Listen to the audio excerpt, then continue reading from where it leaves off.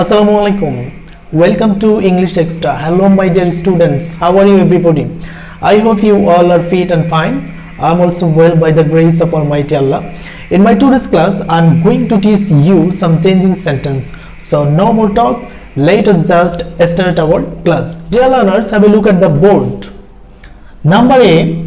The house in which I live in, যে বাসায় আমি থাকি, আমি বাস করি, is tin shaded. সেটা হচ্ছে টিন শেডের একটি বাড়ি।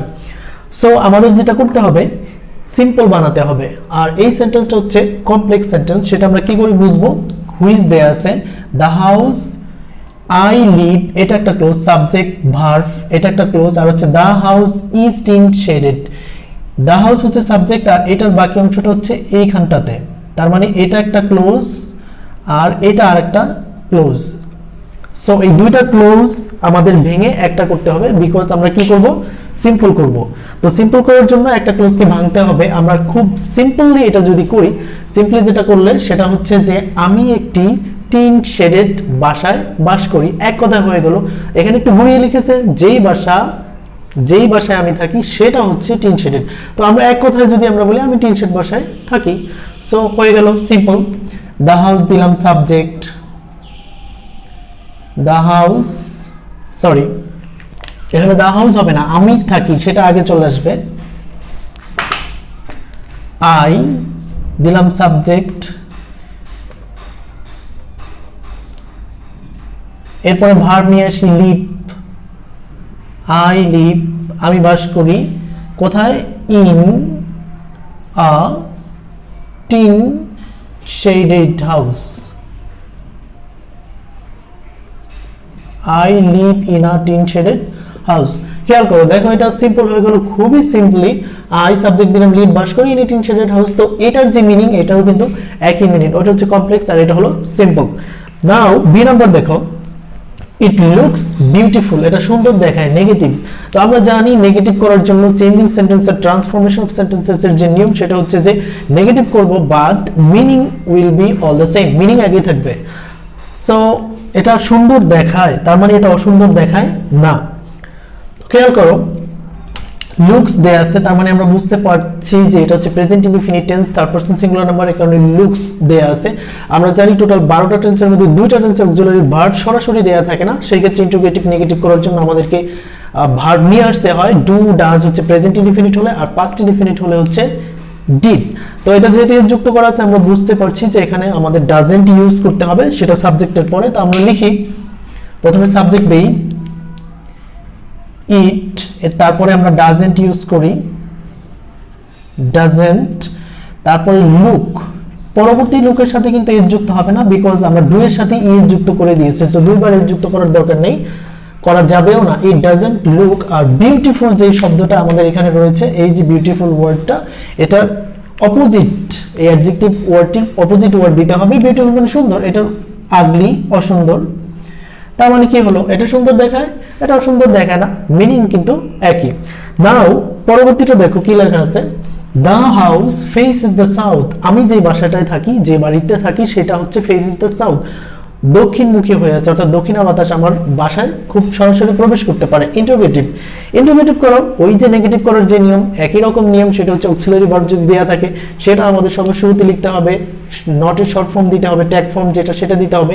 আর যদি না থাকে তখনই আমাদের বুঝতে হবে এটা হচ্ছে হয় প্রেজেন্ট ইনডিফিনিট বা পাস্ট ইনডিফিনিট। দেখো এখানে কিন্তু অক্সিলারি কিংবা মডেল অক্সিলারি কোনো ধরনের কিছু দেয়া নাই। Am, is, are, was, were, have, has, had, do, does, did, can, could, may, might, shall, should, will, would, এগুলো কিছুই দেয়া নাই।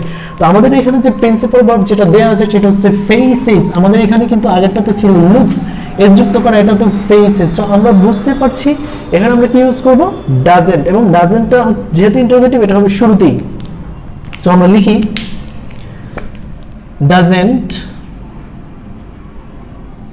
তারপরে দিলাম সাবজেক্ট দ্য হাউস,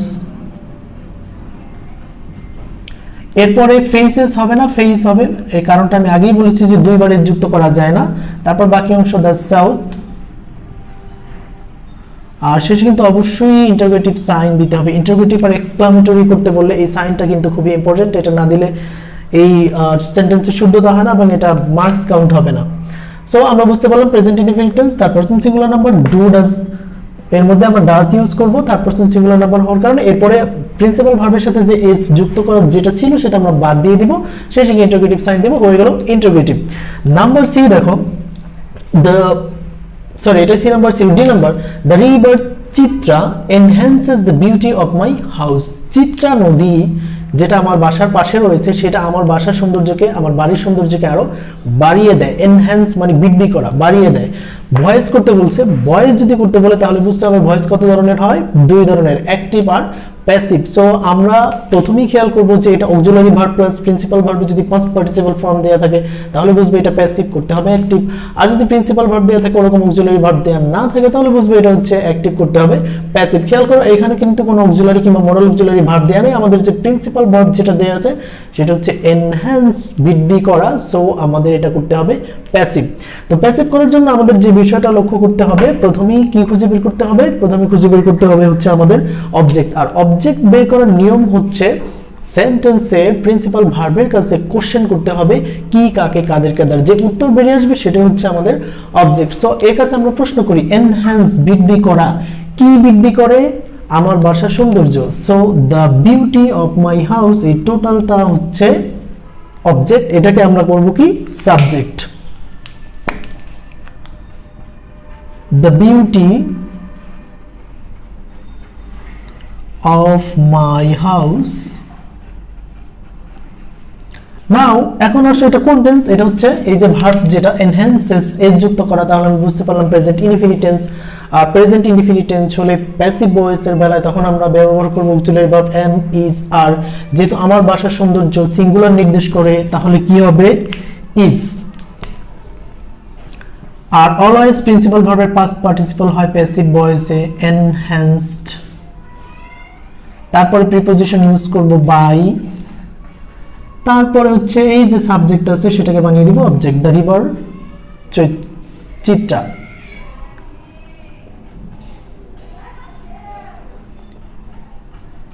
খুবই সহজ কিন্তু অ্যাক্টিভ টু প্যাসিভ করা। লাস্ট ওয়ান যেটা আছে আমাদের E number, I am happy to live in such a fine house. এমন একটা সুন্দর বাসায় থেকে আমি খুবই খুশি। Far away from the din and bustle of city life. শহরের যে জঞ্জালপূর্ণ, ঝামেলাপূর্ণ, বিশৃঙ্খলা জীবন থেকে এটা একটু দূরে আছে, সেই বাসায় থাকতে পেরে আমি খুবই খুশি। এটা হচ্ছে কমপ্লেক্স বানাতে হবে। তো এই সেন্টেন্সটা কিন্তু সিম্পল সেন্টেন্স, যদিও অনেক বড় দেখাচ্ছে, মনে হচ্ছে যে কম্পাউন্ড বা কমপ্লেক্স হবে, কিন্তু না, এটা সিম্পল সেন্টেন্স। কিভাবে আমি দেখাচ্ছি, I subject am happy, subject verb, একটা ক্লোজ আমরা পেয়ে গেলাম। টু লিভ এটা হচ্ছে নন ফিনিট ভার্ব, তার মানে আর কোনো সাবজেক্ট ভার্ব আমরা এর ভিতরে আর কিছু দেখতে পাচ্ছি না। সো এটা হচ্ছে সিম্পল সেন্টেন্স। তো কমপ্লেক্স করার জন্য কয়টা ক্লোজ প্রয়োজন হয়, দুইটা, একটা হচ্ছে প্রিন্সিপাল ক্লোজ আর একটা হচ্ছে সাবঅর্ডিনেট ক্লোজ। তো আমরা যদি একটু সংক্ষেপে চেষ্টা করি, সেটা হচ্ছে I am happy to live in a such fine house. এটাকে যদি আমরা একটা অংশ ধরি, একটা ক্লোজ ধরি, যেটা ওই শহরে ডিন অ্যান্ড বাসেল লাইফ থেকে অনেক মুক্ত আছে, যেটা, তাহলে এই গানটাতে আমরা যদি ইউজ করি হুইচ ইজ ফার অ্যাওয়ে, তাহলে হয়ে গেল আমাদের কমপ্লেক্স। খেয়াল করো, অনেক ইজি। প্রথম থেকে আমরা লিখে যাব I am happy to live in a such fine house.